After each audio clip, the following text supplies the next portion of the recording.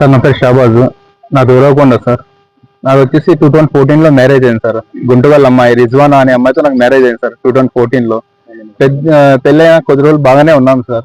ఆమె కొద్ది రోజుల తర్వాత ప్రతిరోజు నాకు టార్చర్ చేసేది సార్. నీ ఇంటి నుంచి నువ్వు ప్రాపర్టీ తీసుకుని నువ్వు సైడ్ వచ్చేయాలా, నువ్వు మీ ఇంట్లో ఉండకూడదు, మీ అమ్మ నాన్న దగ్గర ఉండకూడదు, నువ్వు సైడే ఉండాలా, నీకు ఏమైతే ప్రాపర్టీ వచ్చిందో అదంతా నువ్వు తీసుకున్నావు అని చెప్పి ప్రతిరోజు టార్చర్ చేసేది సార్.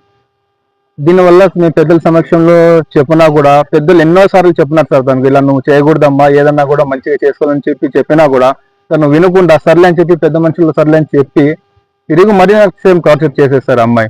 నాకు 2 పిల్లలు ఉన్నారు సార్, ఒక బాబు ఒక కూతురు సార్.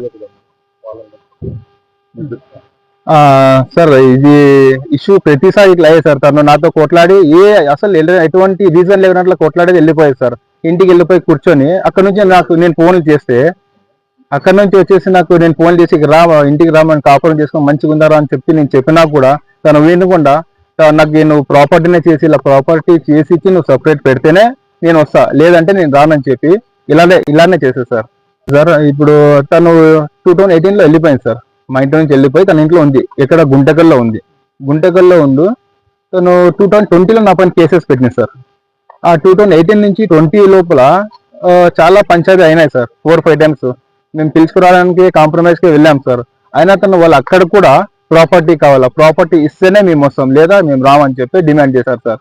ప్రాపర్టీ ఇవ్వని పక్షంలో ఖచ్చితంగా నీ పైన కేసులు పెడతాం, 498A ఇలాంటి కేసులు అన్ని పెడతాము, ఇంకా చాలా కేసులు పెడతామని చెప్పి బెదిరించి నాతో ఆస్తి గురించి మాట్లాడారు సార్.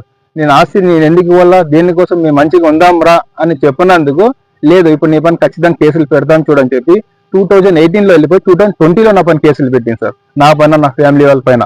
2020లో గుంటగల్లో పెట్టిన కేసులు కాక మరి మాకు తిప్పించాలని చెప్పి, హరాస్మెంట్ చేయాలని చెప్పి హాస్పిటల్లో కూడా కేసులు వేసింది సార్. MCDV అని చెప్పి అక్కడ కూడా కేసులు వేసి అక్కడ కూడా తిరుగుతున్నాం సార్. అయితే అమ్మాయి ఏం చేసిందంటే, అబ్బాయిని తీసుకొని వెళ్ళిపోయి, నా కొడుకు కూతురున్నారు సార్, అబ్బాయిని తీసుకెళ్లి అమ్మాయిని నాతోనే వదిలేసింది సార్. అమ్మాయి ఇష్టం లేదని చెప్పి అమ్మాయి నాతోనే వదిలేసింది. అమ్మాయి నేనే పెంచుకున్నాను సార్. నాతో పాప ఉందని చెప్పి నేను తనకు చాలా సార్లు చెప్పాను సార్, రా పాప ఉంది, పిల్లల భవిష్యత్తు చెడిపోతాదని చెప్పినా కూడా వినకుండా తను, లేదు నాకు నువ్వు ప్రాపర్టీ ఇస్తేనే వస్తా, లేదా నేను ఇంకా అంటూ చూసానని చెప్పి తను కేసులే కంటిన్యూ చేసింది సార్. ఇప్పుడు హాస్పిటల్లో ఏమైందంటే మెయింటెనెన్స్ ఇష్యూ అయింది సార్. మెయింటెనెన్స్ గ్రాండ్ అయింది, నేను కడుతూనే ఉంటాను సార్ ఇంట్రీమ్ మెయింటెనెన్స్. తర్వాత ఏమైందంటే 2021లో సార్, ఇప్పుడు నా పాపకు హెల్త్ బాగాలేదు సార్, తన పాపకు ఫిట్స్ వస్తున్నాయని చెప్పి 2021లో నేను తనకు ఓవరాల్గా నేను డైరెక్ట్ మాట్లాడాను సార్, కోర్టులోనే మాట్లాడినా. ఇప్పుడు కన్నా నువ్వు వస్తావా రావా, ఎందుకంటే పాప హెల్త్ బాగాలేదు, పాపకు చూసుకోవడానికి ఎవరు లేరు, నేను ఎక్కడంటే అక్కడ ఇప్పుడు నీ టెక్నీషియన్ సార్, గంపలు ఫిట్ చేస్తుంటాను, నేను వెళ్ళిపోతుంటా పని పైన. అలాంటి టైంలో పాపకు ఫిట్స్ వస్తే చూడడానికి ఎవరు లేరని చెప్పి తను రిక్వెస్ట్ చేసినా కూడా నా వైఫ్ తను వినకుండా, నాకు ప్రాపర్టీ ఇస్తేనే వస్తాను ఇంటికి, అది కాక సపరేట్ పెట్టాలను, లేదంటే నేను ఇంకా కేసులు పెడతానని చెప్పి ఇలానే బెదిరిస్తూ చెప్తాను సార్. నేను తనకు చెప్పాను సార్, నువ్వు ఇంకా రాలేకపోతే పాపకు చూసుకోవడానికి మాత్రం నేను ఇంకా సెకండ్ మ్యారేజ్ చేసుకుంటాను చూడు అని చెప్పి చెప్పినా కూడా నువ్వు చేసుకో అని చెప్పేసింది సార్. సో నేను పాపకు చూసుకోవడానికి సెకండ్ మ్యారేజ్ చేసుకున్నాను సార్ 2021లో. ఇప్పుడు పాపకు చూసుకుంటూ సెకండ్ వైఫ్ అంతా బాగున్నాం సార్ ఇంట్లోనే. పాపకు ఇప్పుడు నాది సెకండ్ మ్యారేజ్ అయిన తర్వాత వాళ్ళకి తెలిసింది సార్ ఈ విషయము. ఒక 6 months తర్వాత విషయం తెలిసిన తర్వాత నా పాపకు స్టేషన్ త్రూ సార్, పోలీస్ వాళ్ళ తరపున హరాస్మెంట్ చేసి మాకు ధమ్కీలు ఇచ్చి పాపకు తీసుకుపోయినారు సార్, ఇల్లీగల్ గా తీసుకుపోయినారు సార్. November 12 నుంచి మాకు స్టేషన్ లో సార్, పోలీస్ వాళ్ళ త్రూ స్టేషన్ లోనే మాకు కూర్చోబెట్టుకున్నారు సార్. మీరు ప్రాపర్టీ చేసికపోతే మీ పైన చాలా కేసులు పెడతాం అని చెప్పినారు సార్. నేను చెప్తున్నాను సార్, సార్ ఇవన్నీ కేసులు విచారణ ఉన్నాయి, ఆమె సెకండ్ మ్యారేజ్ అని చెప్పి ఇష్యూ అక్కడ ఆల్రెడీ చెప్పింది సార్. 2023లో కోర్టులో తను చెప్పింది, ఇది సెకండ్ మ్యారేజ్ చేసుకున్నాడు అని చెప్పిన విషయము ఆ పోలీసు వాళ్ళు నేను చెప్తే వాళ్ళు వినట్లేదు సార్. పోలీసు వాళ్ళు కూడా ఏం చేస్తున్నారు, వాళ్ళకే సపోర్ట్ ఇస్తున్నారు సార్.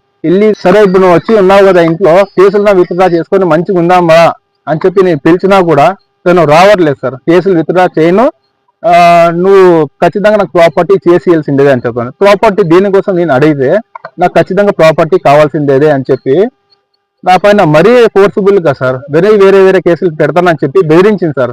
నేను ప్రాపర్టీ అయితే నేను చెయ్యను అని చెప్పినందుకు, మంచిగా మనం బతుకుందాం రా, ప్రాపర్టీ ఇంకెందుకు, ఇప్పుడు ఫ్యూచర్ అంతా మనకే కదా, మనకి ఏమైతుందో మన పిల్లలకి వస్తుంది, ఏదైనా కానీ మనం చేద్దామని చెప్పి నేను చెప్పినా కూడా వినకుండా ఇప్పుడన్నా చేసేయాలను ప్రాపర్టీ అని చెప్పి ప్రాపర్టీ కోసం తను డిమాండ్ చేసింది సార్.